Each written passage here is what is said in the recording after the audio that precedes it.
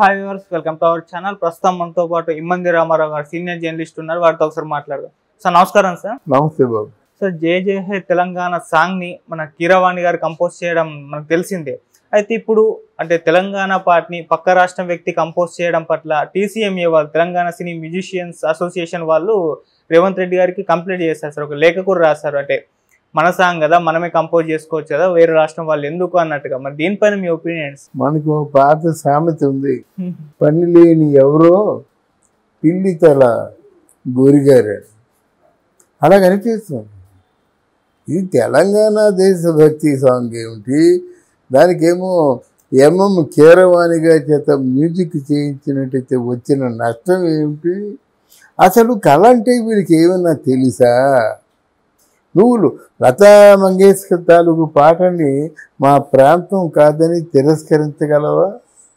బాలమురళి తాలూకు పాటని మా ప్రాంతం కాదని భారతదేశంలోనే కాదు ప్రపంచంలోనే ఎవరైనా తిరస్కరించగలరా?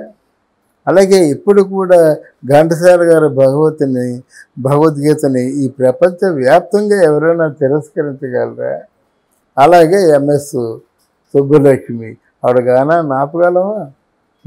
భూపేన్ హజారికా ఆయన తాలూకు ఆ గజల్స్ని ఎవరైనా సరే నీ వినం అనగలగవా? అంటే ప్రపంచంలో మంచి పేరు తెచ్చుకున్న వ్యక్తులు. ఇది కళకు ప్రాంతీయ భేదాలు ఉండవండి. ఒక హరీంద్రనాథ్ చౌరసియా తాలూకు సిరివెనల్లో ఆ ఫ్లూటు ఎవరు కాదంటారు చెప్పండి? ఆ ఫ్లూటు ధ్వనిని ప్రేమించిన వాళ్ళు ఎవరు ఉంటారు చెప్పండి?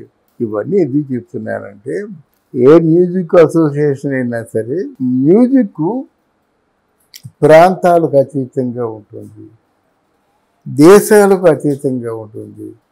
విశ్వజననీయమైన కళ మ్యూజిక్. సంగీతం వింటే మరి ఎందుకు ఆ సంగీతం? మీ సంగీతం మా సంగీతం అక్షరాలు ఏరే కదా, సరిగంపా కదా అక్షరాలు.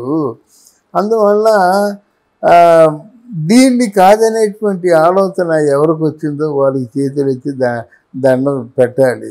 ఎందుకంటే అది కాదండి. మంచి అందశ్రీ గారి తాలూకు చక్కని దేశభక్తి గీతం ఆయన రాశారు. అలాగే ఇక్కడ మన కీరవాణి లాంటి అద్భుతమైన మెలోడీ అందించేటువంటి మ్యూజిక్ డైరెక్టర్ కంపోజ్ చేశారు. అదేంటి ప్రైడ్ ఆఫ్ ఇండియా. అలాగే వందే మాతరం అని ఆయన చేశారండి. ఎవరు? AR రెహమాన్ అండి. ఇండియా అంతా పాడుకోలేదా? అందువలన దీనికి ఎవరు? AR రెహమాన్ పాడడం ఏంటి, తెలంగాణ వాళ్ళు ఒప్పుకోవడం ఏంటి, AR రెహమాన్ పాడడం ఏంటి, ఆంధ్ర వాళ్ళు? ఎంత సంకుచితమైన స్వభావం అండి. అలాగైతే మనకి స్వతంత్రం వచ్చేదా? గుజరాత్ నుంచి వచ్చాడు ఒక వైశ్యుడు. అంటే సామాజిక వర్గం గురించి చెప్పకూడదు, అంటే వాళ్ళు సహజంగా ఎక్కువ ధైర్యం చేయలేరని చెప్పడం కోసమే చెప్తున్నాను. ప్రేక్షకులు క్షమించాలి. ఈ ప్రాంతీయ భేదాలు ఉంటే దేశవ్యాప్తంగా నడుము కొట్టుకొని ఆయన మహాత్మా వెనుక నడిచేవాళ్ళండి. మొత్తం ఊరు తిరిగా భారతదేశం అంతా తిరిగాడు. అందువల్ల అంటే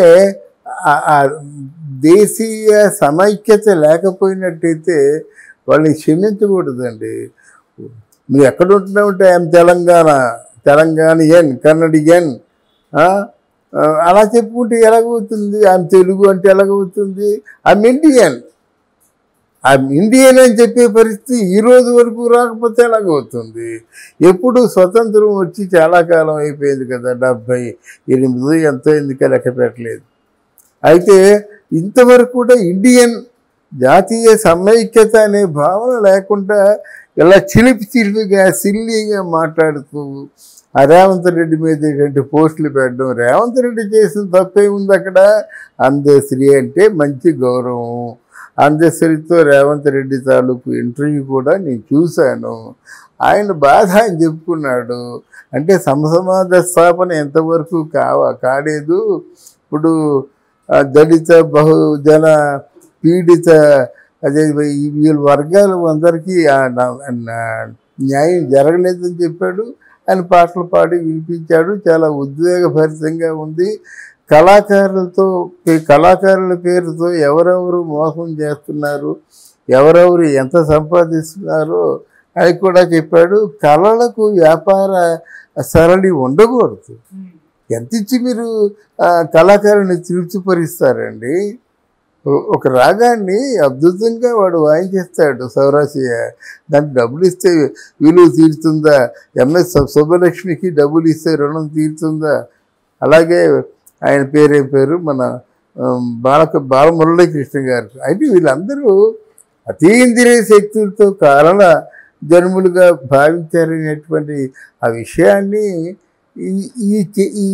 ఈ కేసు పెట్టాలి అని అనుకుంటున్న వాళ్ళు, కేసు పెట్టిన వాళ్ళు తప్పకుండా ఆలోచించాలి. ఇది చాలా ఒక ఆక్షేపణీయమైనటువంటి ఇష్యూ అన్నమాట. అందరూ కలిసి ఉండాలి, ఐకమత్యంగా ఉండాలి, భారతదేశం ఇంకా గొప్పగా ఉండాలి. మనకేంటి, మన బాహుబలి సినిమా తీసినటువంటి రాజమౌళి ఏంటంటే ప్రపంచ పటంలో మన సినిమా, తెలుగు వాడి తాలూకు వాడి వేడి చాటి చెప్పి ఈవెన్ ఆస్కార్ అవార్డు కూడా 2 సంపాదించుకొచ్చినటువంటి తరుణంలో ఇంత చీప్ మాట్లాడుకోవడం ఎంతవరకు సమంజసమో ఆ మాట్లాడుకునే వాళ్ళని ఆలోచించమనండి. ఓకే, మరి ఇప్పుడు దీని పట్ల రేవంత్ గారి స్పందన ఏ విధంగా ఉంటుందంటారు? రేవంత్ గారి స్పందన ఏంటండి, ఎవరి స్పందన అయినా ఒకలాగా ఉండాలండి. ఇందులో రేవంత్ రెడ్డి తప్పేది అంటున్నాను. ఆ రోజు ఎన్నో పాటలు నేను రాశాను అనుకొని కేసీఆర్ పాటలు రికార్డ్ చేయించుకున్నాడు. అప్పుడు ఎవరు కూడా కంప్లైంట్ చేయలేదు కదా. అప్పుడు ఈవెన్ రేవంత్ రెడ్డి కూడా తిరగబడలేదు కదా. ఎన్నో పాటలు ఆయన ఇష్టం, దేశభక్తి అనుకుంటాం. కార్మిక కర్షకులకు అందరూ ఎవరైనా బహు జనాన వర్గాలు అందరూ కూడాను అంటే ఎంజాయ్ చేస్తారు. మంచి రోజులు రాబోతున్నాయి, వచ్చే రోజులన్నీ మా జీవితాలే బాగుపడుతాయని ఎంజాయ్ చేస్తున్నారు. దీనికి రేవంత్ రెడ్డి ఏ స్పందిస్తాడు? ఏంటి మీకు ఇష్టం లేదా దేశభక్తి ఇష్టం? ఓకే, ఆల్ రైట్, అయిపోయింది. పొందనండి, ఇష్టం ఉందా పాడుకోండి. అది ఎంత గొప్ప విషయం అండి. ఒక రాష్ట్రానికి ఒక జాతీయ గీతాన్ని వాళ్ళు పాడుకుంటున్నారంటే మన జాతీయ గీతం ఉందా? ఆంధ్రప్రదేశ్లో ఒకటే గీతం. అంటే దేశం అందరికీ ఏంటి, జనగణ మనయ్ కదా, అది ఒకటే జాతీయ గీతం కదా. మా రాష్ట్రానికి ఒక సెపరేట్ జాతీయ గీతం కావాలనుకుంటే అది పొరపాటు అన్నమాట. ఇష్టమైతే పెట్టుకోండి, బట్ దేశ సమైక్యతను మాత్రం మర్చిపోగలరు.